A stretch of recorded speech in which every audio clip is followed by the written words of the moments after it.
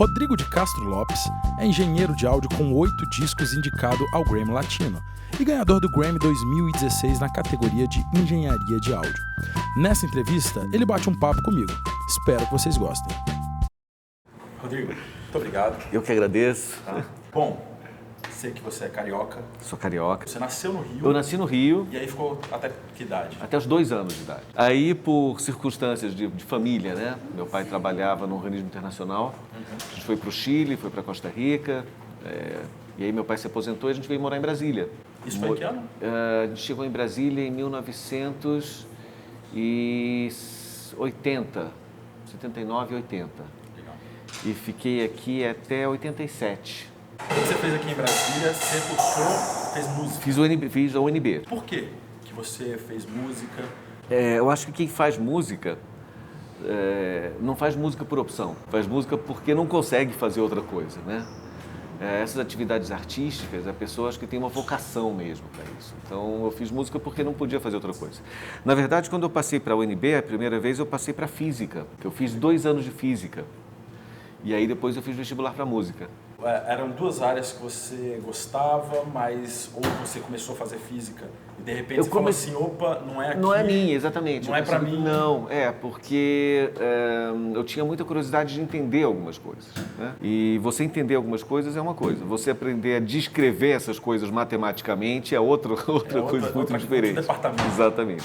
Conta como que saiu da UNB, música, e caiu na Berklee, em Boston. Bom, quando foi que você teve, né, esse interesse pela parte da engenharia, né, de gravação? Exatamente. De mixagem? Quando eu me formei na UNB, eu percebi que você, para viver como concertista, você tem que estudar o dia inteiro, na quantidade de horas por dia. Dedicar muito, né? Quase que a vida toda para aquilo. E é um trabalho muito solitário. E ou você vai ser um dos melhores, ou você vai ficar ali num esquema, né, não tão interessante. Como eu tinha estudado física, me ocorreu que uma forma de juntar os 2 interesses era através da engenharia de áudio. E foi isso que eu fiz. Aí, no caso, eu fiz um curso de especialização na Berklee. É um curso de 4 anos de duração, mas como eu já tinha um diploma de nível superior aqui no Brasil, eu consegui aproveitar uma quantidade grande de matérias. E também nas férias, em vez de vir para o Brasil ou de parar, eu fazia mais um semestre. Então eu fiz 4 anos em 2. Qual foi o momento que a chavinha virou assim, que você falou, opa, é isso aqui que eu quero fazer pro resto da vida? A música vai fazer parte sempre, né? Porque nós trabalhamos com música o tempo todo, mas agora sai o Rodrigo pianista e entra o Rodrigo engenheiro de gravação, engenheiro de mixagem. O momento que eu percebi que era uma coisa que eu poderia fazer o resto da vida foi quando eu entrei com a banda no estúdio para gravar o disco. Quando a gente viu o estúdio pela primeira vez, né, com os equipamentos todos. Você cantou na hora ali. Na hora. Mas foi uma coisa que ficou incubada, né? Ficou guardada lá numa prateleira, lá na memória. E quando eu acabei o curso de música que eu recuperei essa informação e achei que seria uma forma de juntar as 2 coisas. Você terminou o curso em Boston? Terminei. E imediatamente você voltou para o Brasil ou você ficou um tempo? Eu voltei para o Brasil. Antes de ir para Berklee, eu conversei... Quando a gente estava gravando o disco da banda, teve um engenheiro de gravação que gravou com a gente um dia. E foi um cara que chamou muito a minha atenção pela forma que ele trabalhava, que é o Carlos de Andrade, o Carlão, da Vison. E quando eu terminei o curso de música, eu fui conversar com ele. Eu falei que tinha possibilidade de fazer uma especialização fora do Brasil, na área de engenharia de áudio. Levei o programa dos diferentes cursos para ver junto com ele. Aí ele falou, olha, é muito legal o curso. Ele também, acho que ele foi um dos primeiros engenheiros no Brasil que fez curso fora, né? E ele disse, vai lá, faz o curso, quando você voltar, me procura. Aí eu voltei para o Brasil em 1990. Na época o Carlão não tinha telefone, não existia celular ainda. Então eu passei uns 6 meses sem conseguir contato nenhum. Finalmente eu falei com ele, ele me convidou para trabalhar como assistente no Multi Studios, na Barra. E eu trabalhei 1 ano como assistente, né? Até que comecei a fazer algumas gravações. Aí o Carlão montou a Vison, a masterização.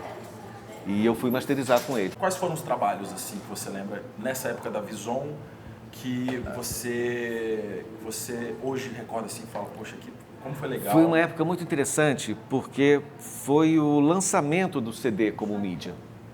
Então era uma revolução na indústria fonográfica. E todas as gravadoras estavam passando o catálogo delas para CD. Então o pessoal mandava para a gente todos os discos de catálogo, do Raul Seixas, Thelba Ramalho, do Tom Jobim, do Zé Ramalho, do Tim Maia, enfim, muita coisa de catálogo. Aí você já teve uma experiência muito grande. Já, tive todos esses artistas e esses álbuns. Masterizando da master analógica, de meia polegada, né? E saindo da Vison? Eu saí da Vison, eu fui trabalhar um tempo na Polygram, como gerente artístico, fiquei 6 meses na Polygram. Depois fui para Herbert Richards. Quando eu estava na Herbert Richards, surgiu um convite para ir trabalhar na Biscoito Fino. Você acha que esse foi um ponto de virada na sua carreira? A Biscoito Fino? Ah, sim. Porque foi quando eu comecei de novo a trabalhar... Talvez na parte já mais ligado à parte musical. Entendi. Né? Tanto que tem vários discos que eu gravei e mixei que eu apareço como coprodutor ou como produtor musical também. Foi o do Chico Buarque. O do Chico Buarque... pois é, eu procuro trabalhar sempre no estúdio, cuidando da parte técnica, mas por ter uma história de vir também do estudo da música, quando eu tenho alguma ideia musical, eu acho que é minha obrigação falar. Né? Acho que todo mundo que está envolvido no projeto quer que o projeto fique o melhor possível. Sabendo, claro, que o produtor ou o artista podem achar que é uma besteira o que eu estou falando e tem todo o direito de desconsiderar e eu não vou ficar de forma alguma ofendido por isso. Né? Isso a gente tem que saber também. Então, teve vários discos em que os próprios produtores, quando chegou no final, eles queriam me dar algum tipo de crédito.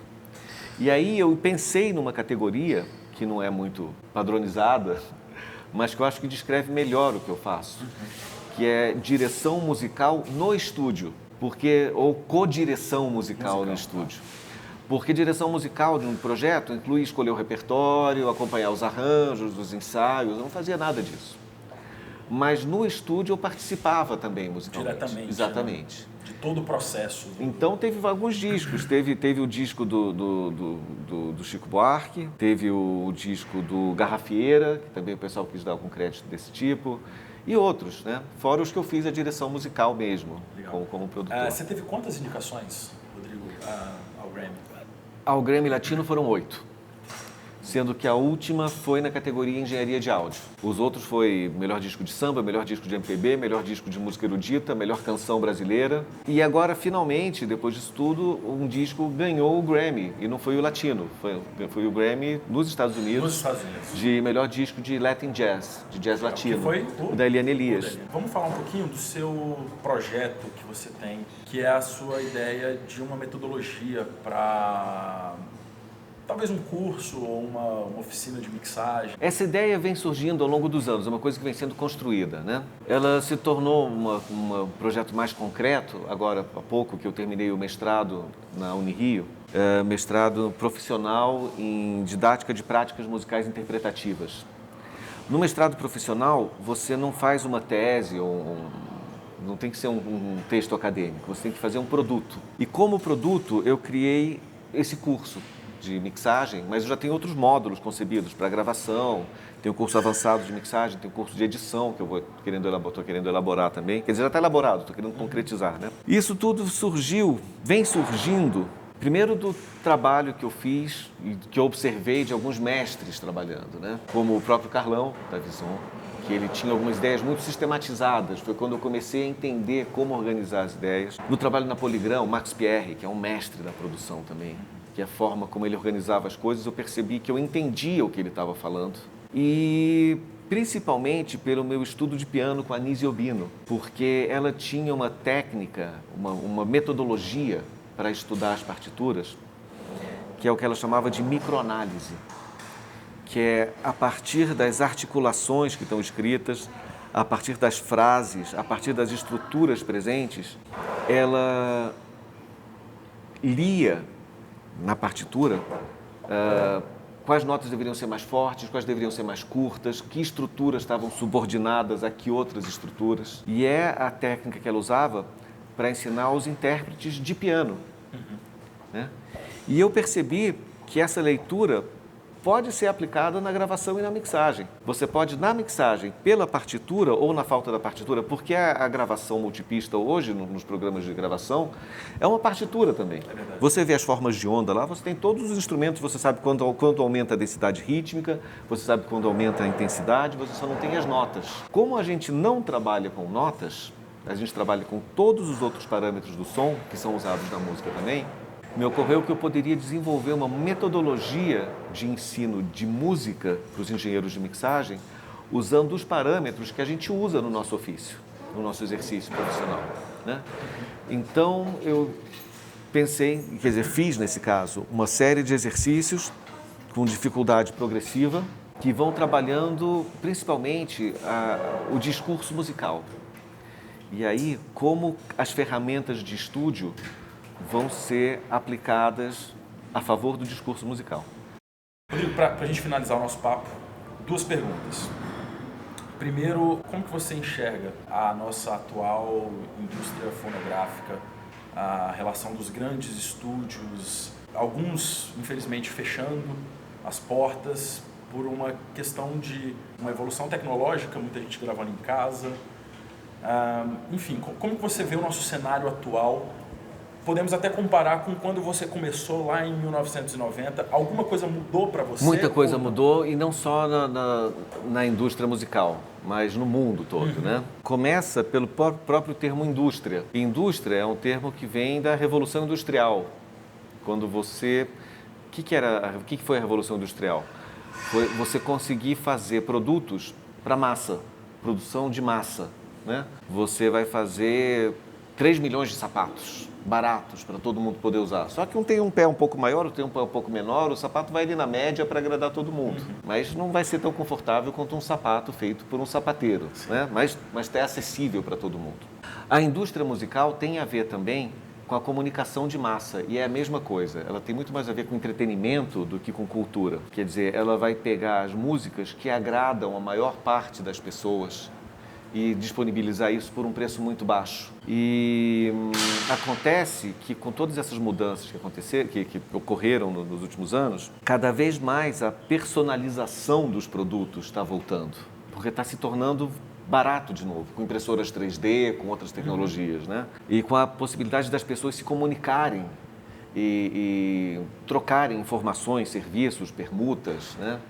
Tá aí o Uber, tá aí o Airbnb, tá aí, bom, todos esses sites, né, que o Uber é a maior empresa de táxi do mundo, eles não têm nenhum carro. O Airbnb é a maior empresa de hospedagem do mundo, eles não têm nenhum hotel. Talvez nenhum escritório. Nenhum escritório, pois é. Então, no caso da música, primeiro, me parece que as gravadoras demoraram muito para entender o que estava acontecendo. Talvez para aceitar. E principalmente para mudar o modelo de negócios delas. O que aconteceu foi uma obsolescência do modelo de negócios. Eles demoraram muito para reagir. Eles ficaram muito tempo tentando acabar com a pirataria, em vez de entender o que estava acontecendo e tentar se adaptar ao processo, me parece. Isso, claro, a verba disponível para as produções, o dinheiro que circulava, se dispersou, né? Então já não tem mais tantas empresas com tanto dinheiro para investir em um projeto só. O negócio todo mudou.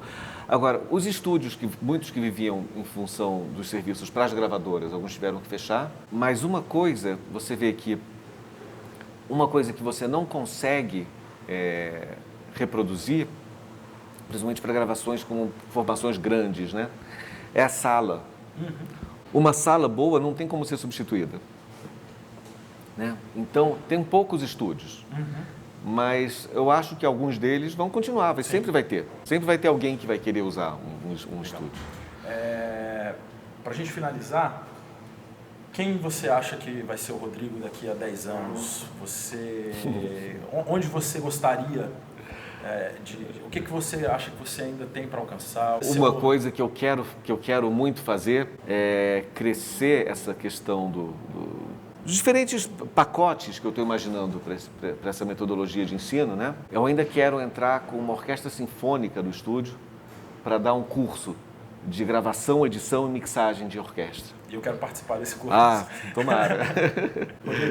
Cara, valeu. Muito obrigado. Obrigado. Parabéns pelo projeto. Obrigado. Eu já te admirava muito pela sua discografia como técnico, legal. E agora obrigado. te conhecendo pessoalmente, eu te admiro mais ainda. Muito obrigado. Foi muito bom te conhecer também. A admiração agora é mútua, vai sendo... Ótimo. Espero que a gente desenvolva esses projetos. Muito obrigado. Né? Obrigado a você. E não fecha o vídeo ainda, que eu tenho 2 recadinhos para vocês. O primeiro é que no mês de julho, o Rodrigo estará aqui em Brasília dando uma oficina de gravação e mixagem, essa mesma que ele conta no vídeo para vocês. E no dia 23/5, eu estarei em Goiânia dando um workshop de gravação ao vivo e estúdio.